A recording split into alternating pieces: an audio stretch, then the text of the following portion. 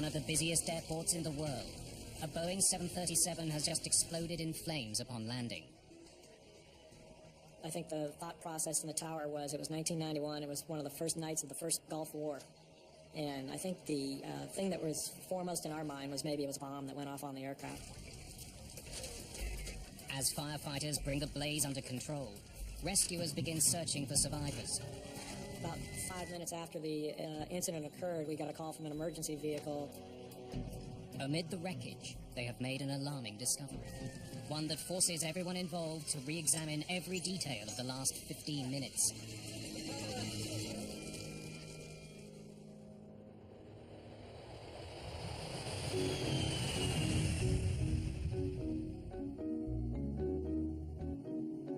US Air Flight 1493 cruises towards Los Angeles International Airport. LAX is a central hub for international travelers. Just confirm the visual approach for US Air 1493 is 24 left. That's correct, US Air 1493. For the approach, Captain Colin Shaw is managing radio communications. First Officer David Kelly is at the controls.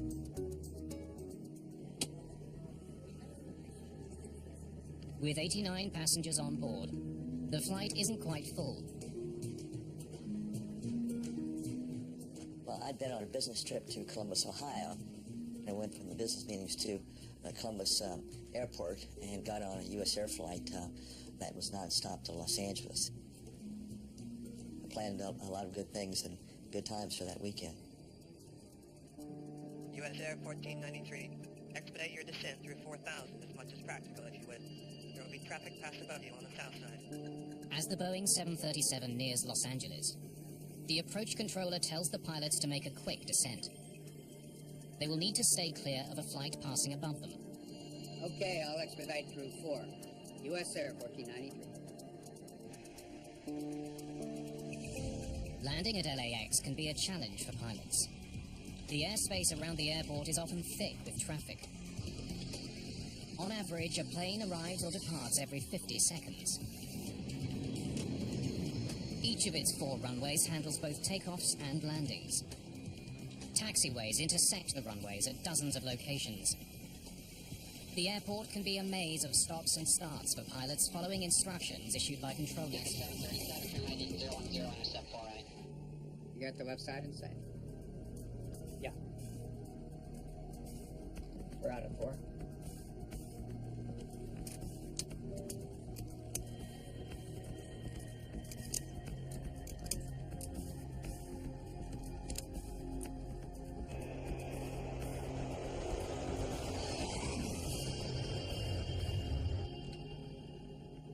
US Air 1493, thanks for your help. Contact Los Angeles Tower 133.9. Good night. Good night. You're down?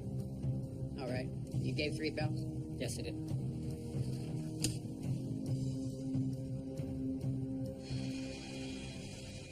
Perched 12 stories above the ground, tower controllers have a hawk's eye view of traffic coming and going from the airport. It was a busy night. There was a lot of airplanes. We had numerous arrivals and departures during that time of the night, so it was a typical day. Elliot Brand is the clearance delivery controller. The primary duties of the clearance delivery controller is issuing the routes of flight and the flight plans to the pilots as they come out of the computer. A flight strip is printed out, so you get a piece of paper with the call sign, type aircraft, route of flight. I issue the clearance to the pilot, and then I pass the strips, the flight information, to the next controller. Brand shares flight information with 4 other controllers. 2 ground controllers, who handle planes moving between the gates and the runways, and 2 local controllers, who are responsible for planes taking off and landing. Tonight, local controller Robin Washer is overseeing the 2 north runways at LAX, 24 left and 24 right. She uses the flight strips to keep track of flights departing and arriving. US Air 23 taxiing to position and hold runway 24 left. Position and hold 24 left, US Air 23. 246, you still holding short of 47? 46 affirmative. Right, you're next. Skywest 569, taxi up. Hold short and runway 24 left. Roger, hold short.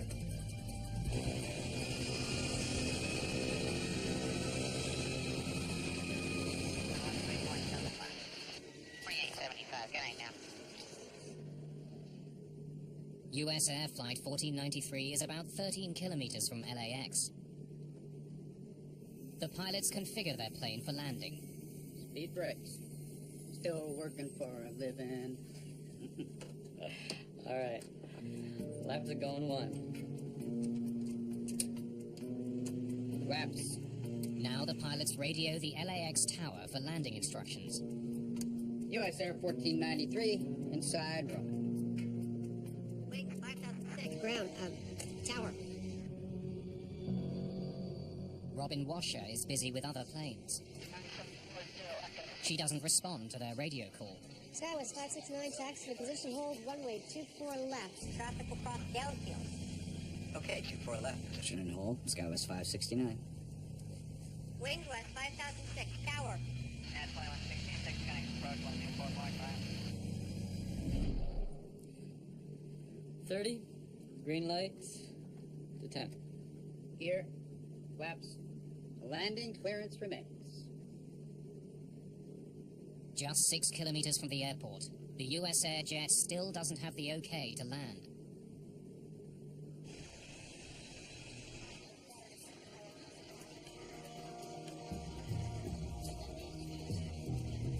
Sundance 518, taxi across runway 24 left. Contact ground point 65 when you're off the runway. Good night. Captain Shaw contacts the tower for the second time in less than a minute.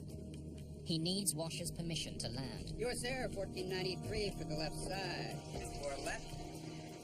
246 heading 270, contact Los Angeles departure. Good night. But she's still focused on other planes. Out of 1,000 feet. Flight 1493 is now 1 minute from the runway. It's what pilots call short final. Sometimes due to other priorities that take place, an aircraft might not get a landing clearance until short final.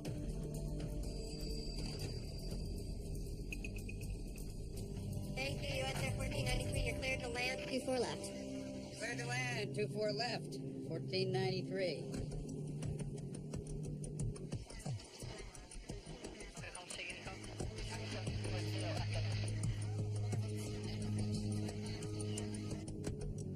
Looks real good. You're coming out of 500.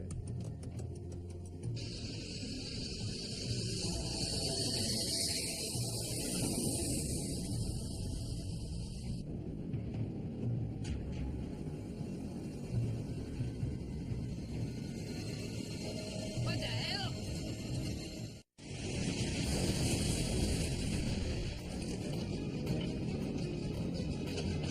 The US Air 737 has barely touched down. It erupts in flames and crashes through Los Angeles International Airport. I saw US Air touch down, and as he got about third way down the runway at taxiway 45, the aircraft was fully engulfed in flames. The supervisor ran past me to pick up the crash phone and alert the emergency vehicles to respond. Aboard the flight, sheer terror. There was a tremendous crunching sensation, and there was this extraordinary shower of sparks that shot by my window.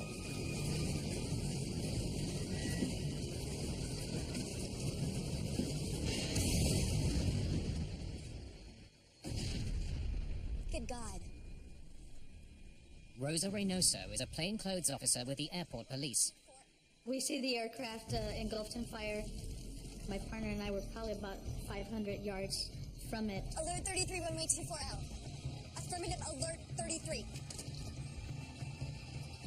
The initial moments were very scary, very chaotic. I remember just thinking to myself, oh God, please get some more people out here. Get me fire, get me officers, get me somebody, because this is not good. In the tower, there's no time to dwell on what's happened. Other aircraft are still coming in to land. Controllers must direct them to safety. Wings west 5212, winds 240 at 8. You are cleared to land. Runway 24 right. Use caution. We just had an aircraft go off the runway in flames.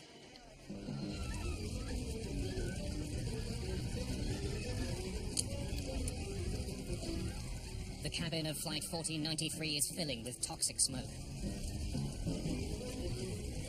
Some passengers rush to a door at the rear of the plane. I probably got 7 or 8 rows down the aisle, and then I encountered a cluster of passengers standing in the aisle, not moving. I thought to myself, there must be an opening in the front of the plane that allowed for this tremendous quantity of smoke to roll into the plane so quickly. And so I stumbled forward to the cockpit area, and there was tremendous fire on both sides of the plane. I said to myself, my gosh, there's no way you're going to get out of this airplane, David. You're trapped. Outside, some have escaped the plane. Rosa Reynoso is the first emergency responder to arrive at the scene. The fire was intense. It was very, very hot. I mean, almost singeing us. She needs to act fast to help passengers away from the burning wreckage. The passengers were trying to escape the plane from the emergency exit doors. However, the fire had engulfed the doors, so some of the people that were fine jumped out of the plane and into the fire. More emergency personnel arrive within minutes. coming out of that door. Some people were on fire. Some of them were scratched, cut up. Some of them had broken legs. It was pretty traumatic. And I think you just start operating on knowing that you have to do the right thing and try and save these people. David Koch is still inside. I suddenly saw a crack of light, and my God, it was a miracle. The crack opened up, and I suddenly realized that I had opened the galley door. But now he faces another hurdle. He can't even see the ground through the fire and smoke. And I said to myself, what the hell, and jumped out. I landed on the ground, and I then started crawling on my hands and knees away from the airplane. I had a great sense of guilt. Why did I not go back into the airplane and say, follow me? And I think if I'd gone back into the cabin, I might have passed out, fallen on the floor, and died. And that's how I've come to terms with the fact that I got out but didn't help anybody else out.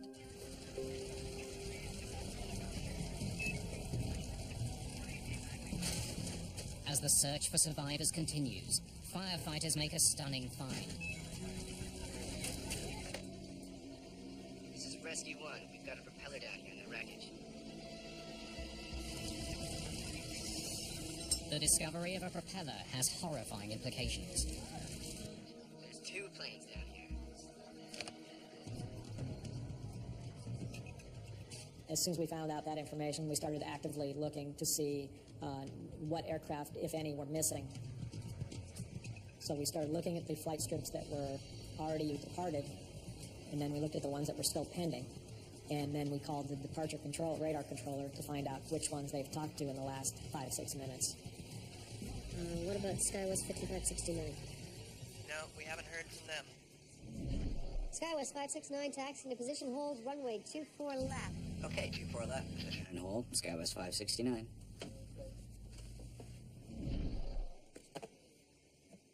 Staff can account for all of the aircraft except for SkyWest 5569, a Fairchild Metroliner bound for Palmdale, California.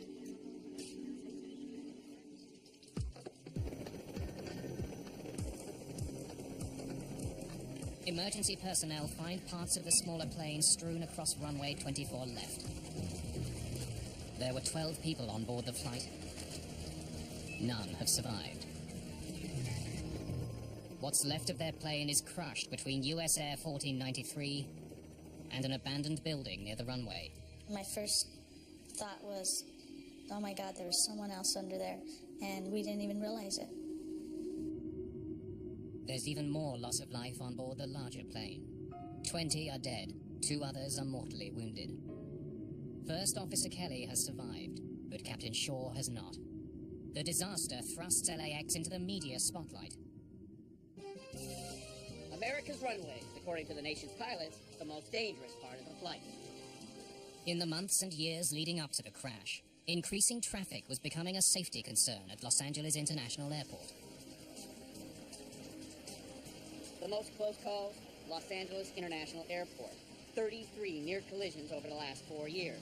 That's 1 every month and a half. The accident confirms safety issues need to be addressed. The National Transportation Safety Board sends its GO team to LAX to investigate. It was kind of a horrific scene. The front end of the airplane was impaled on the captain's side against the building, and with close inspection we could see parts of another aircraft underneath.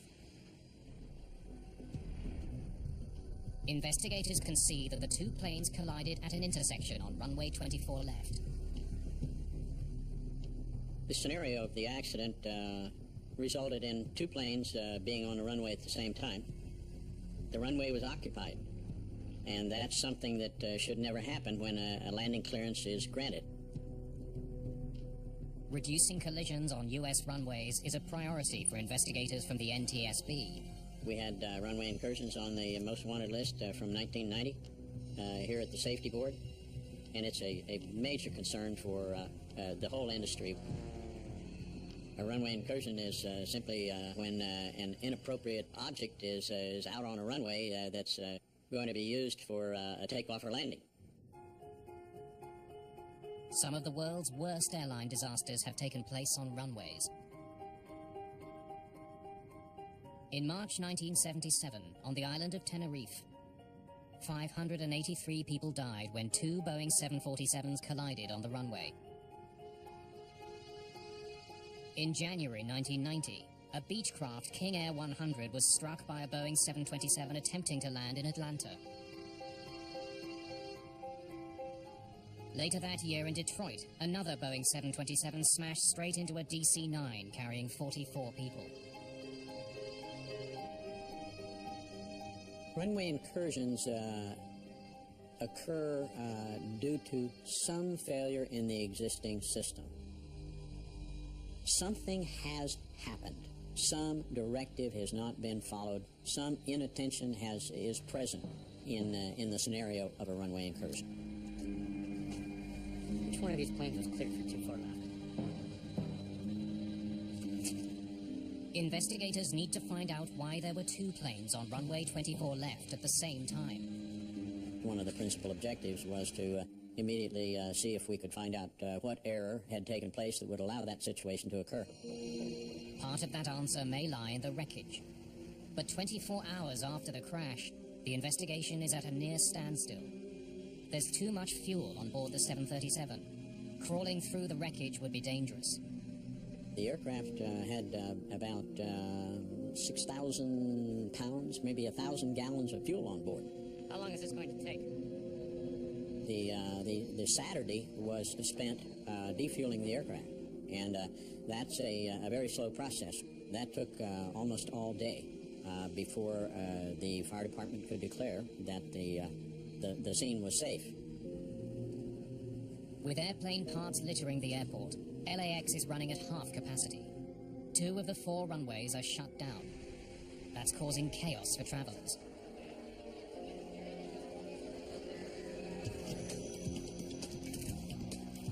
When the NTSB team finally gets access to the wreckage, they're under enormous pressure to act quickly.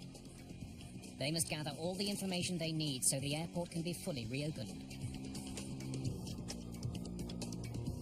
Their investigation has a dual purpose. They must figure out what caused the collision. They also want to know why so many passengers got trapped and died in the burning aircraft. We're not sure what went on. We don't have a recording of it, but there were some altercations with people trying to get ahead of other people. Making matters worse, one of the emergency exit doors is inside the plane, partially blocking the exit. If you follow the instructions on the card, the exit card, it will tell you to throw that exit out. This did not take place, so the right over-the-wing exit was, I would say, partially obstructed by that large hatch. The NTSB concludes that a reduced number of exit doors made it impossible for many of the passengers to escape. With no way out, they were overcome by toxic smoke as it filled the cabin. While some investigators analyze wreckage at the crash site, others focus on air traffic control. Well, first and foremost, we look at the communications, then we also look at the procedures within the facility and how those were applied, and were they indeed followed. To learn more, the NTSB collects the audio tapes of the controller's communications with the planes. Investigators wonder what instructions were given to the pilots in the moments leading up to the crash. They also want to know what the flight crews were saying during those crucial seconds. Did the pilots follow their instructions? The cockpit voice recorders should provide investigators with the answer.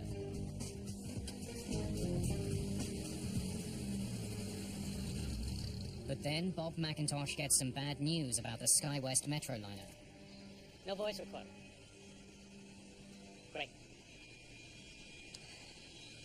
We recognized in looking at the onboard equipment that SkyWest 569 did not have a CVR flight recorder installed. And that was disappointing to us. At the time of the crash, commuter planes were not required to carry cockpit voice recorders. This means the only SkyWest conversations caught on tape are radio communications recorded in the control tower. K24 left, position hold SkyWest 569. The two cockpit crew members would have exchanged words, would have been listening to the air traffic information that was coming into their cockpit all the time, and we recognized that that was a valuable piece of data that we lost. Using the air traffic control tapes and just one CVR, investigators try to find out which of the two aircraft in the collision was actually cleared to use runway 24 left.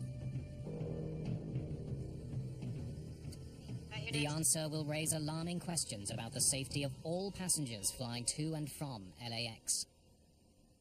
246 east, holding short of 47.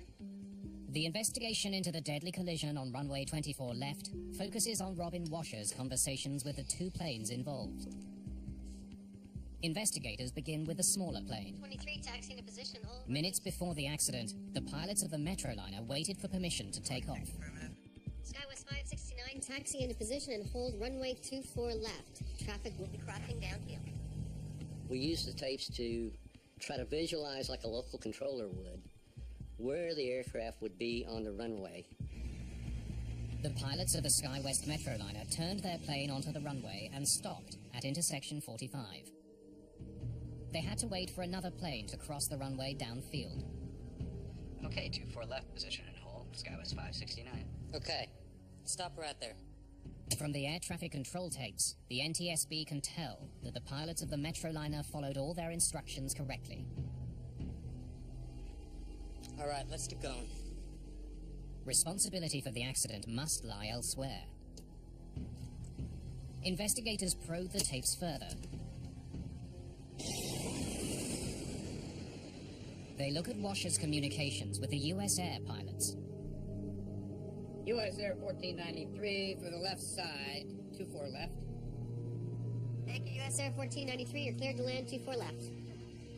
A US Air 1493 was cleared to land on the same runway during the time that SkyWest 569 was still sitting in position on that same runway. Cleared to land, 24 left. 1493. SkyWest 569, right at intersection 45. How long's it been there? 1 minute, 7 seconds. The air traffic control tapes reveal that Robin Washer instructed both the SkyWest Metroliner and the US Air Flight to use runway 24 left at the same time. Left contact, ground 165, where you are.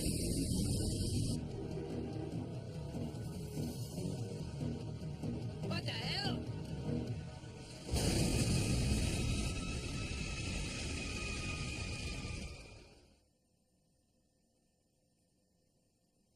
When we're examining the recorded voice communications, what we try to do is to put ourselves in the position of the controller.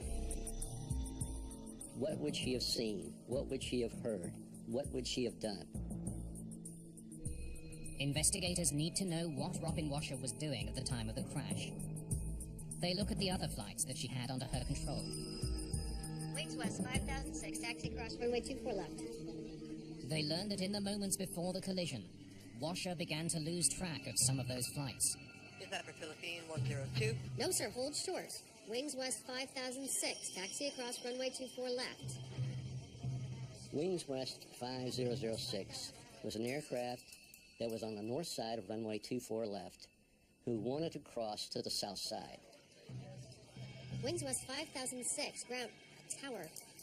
And when she was ready to cross the aircraft, the crew did not respond. Washer spent nearly a full minute of her time trying to re-establish radio contact with the flight crossing the runway. Can I hear the rest of that exchange?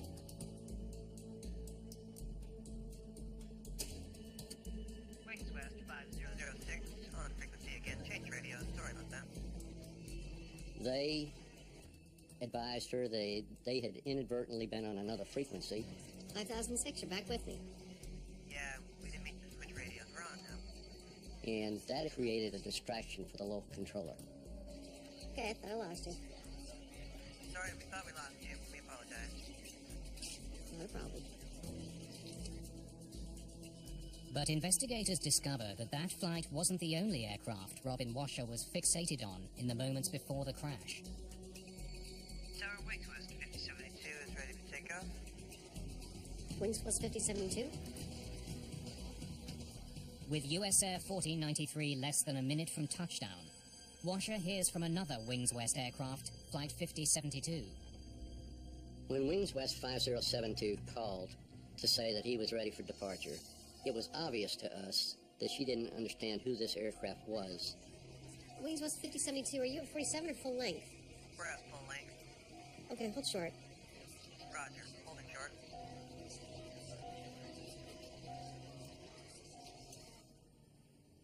Investigators need to hear from Washer herself. I couldn't find the flight progress strip. They hope to learn why she didn't recognize a flight that was under her control. I couldn't find the strip, so I asked my supervisor to help me. Francina? I need a strip for Wings West 5072. She explains that as the pilots of the Metroliner waited on the runway for permission to take off, she was searching for another flight's progress strip. Before she could get back on track, US Air Flight 1493 crashed into the back of the Metroliner. What the hell?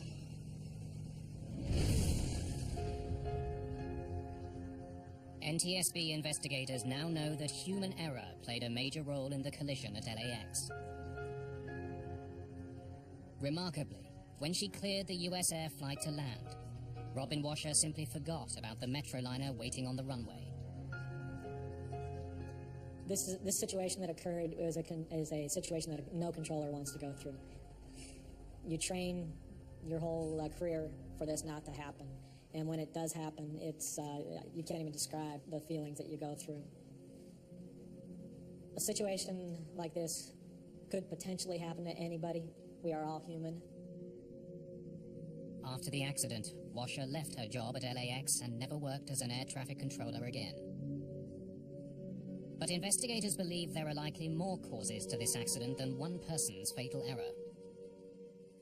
Anytime that you do an investigation, it's easy to point the blame at one individual. What you want to do is to say, why did this occur, and what can we do to prevent a reoccurrence? Answers to those questions begin to emerge as the NTSB examines the daily routine in the control tower in the weeks before the accident. It was one of those, you don't know you have a problem until you have a problem. It turns out another disaster was narrowly averted 7 months before the collision. A landing DC-10 flew just over an Airbus waiting on the runway to take off at LAX. Los Angeles Airport has always been known as one of the #1 runway incursion airports in the system, and changes were overdue. Controllers at LAX produced documentation showing that immediately after that close call, they alerted officials that the control tower was understaffed.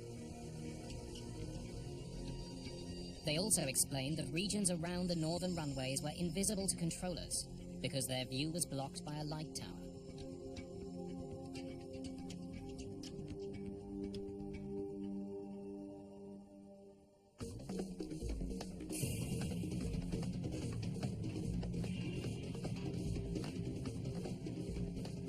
We went up in the tower, climbed the stairs, and asked the air traffic controllers to step aside while we sat in their chairs and looked out the window. The view that the air traffic controller was presented with had an obstruction, a light pole that produced a glare, and it was a light that lit up the airport ramp. Robin Washer may not have been able to see the SkyWest Metroliner as it sat out on the runway. NTSB investigators look at other tools she could have used to detect the forgotten plane. The surface radar is generally used during periods of low visibility. It is a tool by which the local controller, should they so choose, be able to visually confirm on that scope that an aircraft is indeed where it says it is. Ground radar displays all aircraft and ground vehicles moving around the airport. But on the night of the accident, that system wasn't working. You're holding short, is that correct, sir? Yes, ma'am, we're holding short.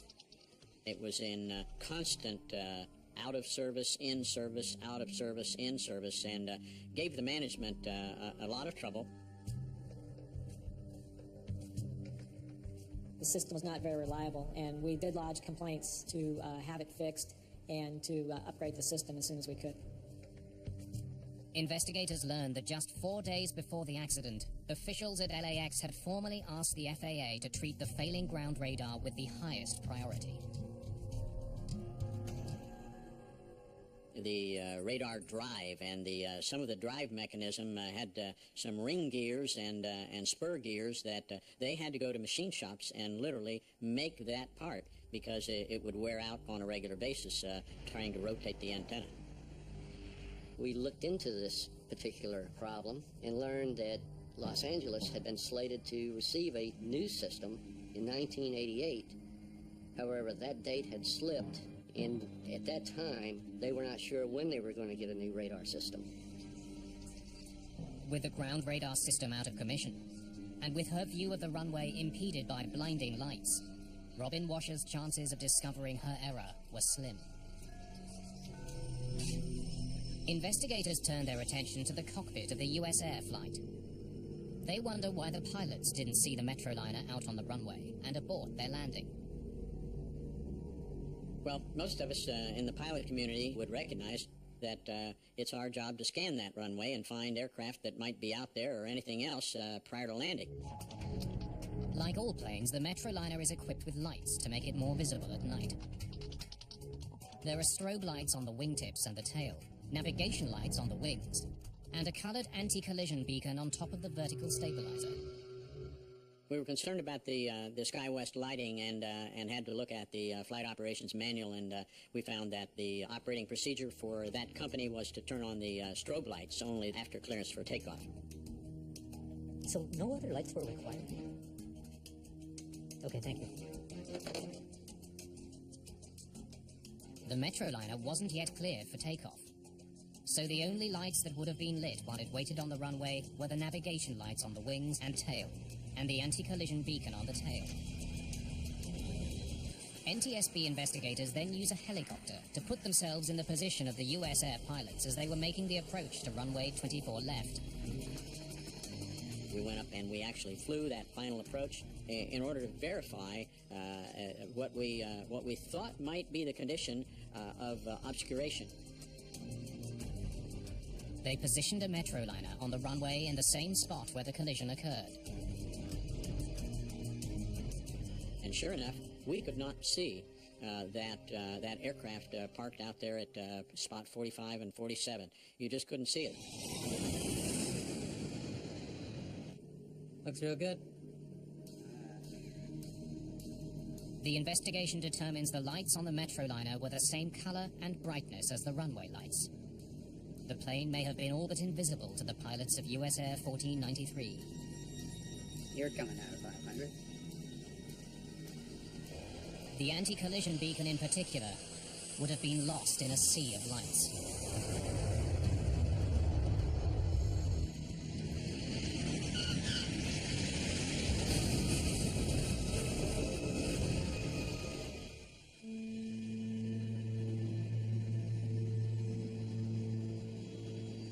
When the National Transportation Safety Board releases its report, controller error is determined to be a cause of the runway collision. We're in the business of determining why something happened. You may call it a cause or causes or contributing factors, but our job ends when the next accident is prevented. Preventing accidents on the runways of LAX would prove to be a much greater challenge than investigators could imagine.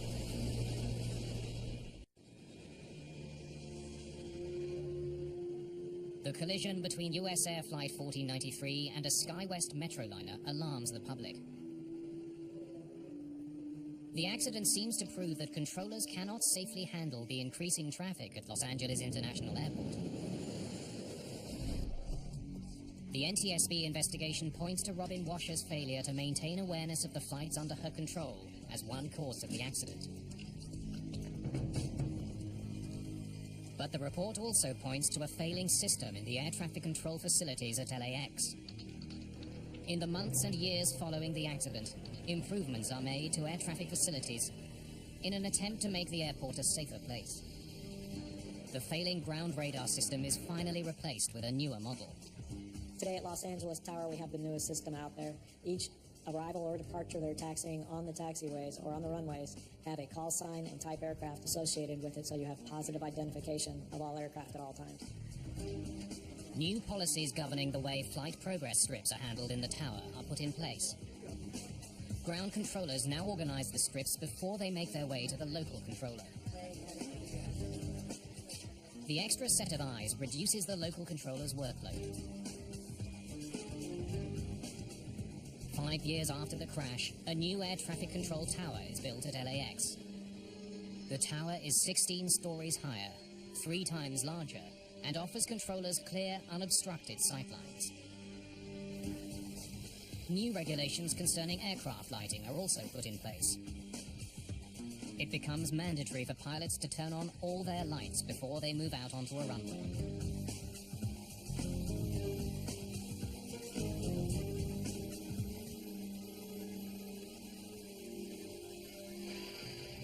But despite the improvements, the rate of runway incursions at LAX only goes up. Throughout the 90s and even into the 2000s, I would describe it as a common event. LAX certainly was one of the worst airports we had for a number of incursions. 10 years after the accident, more serious runway incursions were happening at LAX than at any other airport in the United States. They had double-digit runway incursions and serious runway incursions almost every year. And in fact, in 2007, they actually had 21 runway incursions. In an attempt to reduce the problem once and for all, the Federal Aviation Administration begins work on a new system of runway lights to keep planes apart on the ground. Runway status light system is a series of runway entrance lighting that we put at taxiways or takeoff hole lighting that we actually put on the runway itself. The system is fully automatic. It uses a series of red lights embedded in the runways and taxiways. The lights warn pilots if there is conflicting traffic.